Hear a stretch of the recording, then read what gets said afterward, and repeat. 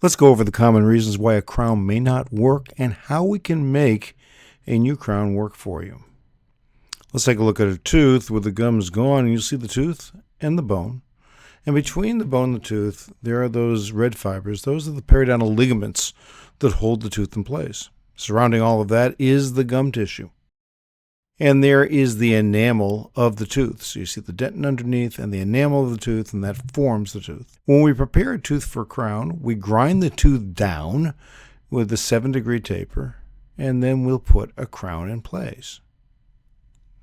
Notice where the crown ends. And the crown will end very close to the gum tissue without violating the gum tissue. But what often happens is the tooth structure is lost due to decay, and we have a tooth, therefore, that's very short. What the dentist might do to make it longer, to hold on to the crown better, would be to separate the attachment. But notice what happens.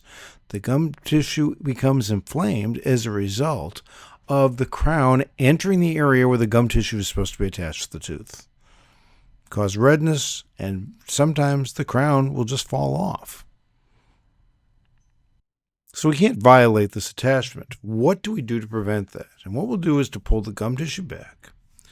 We'll do a little bit of an adjustment to the bone so the prepared tooth surface is above the bone, and then put the gum tissue back in place.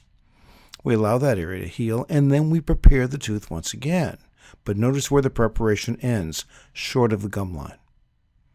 Now we can put a crown on the tooth that doesn't violate the attachment. It's comfortable, and because the tooth has sufficient length, now the crown can stay in place without violating the gum tissue attachment. If you have any questions, just let us know. We'll be happy to explain how a crown lengthening procedure may benefit you.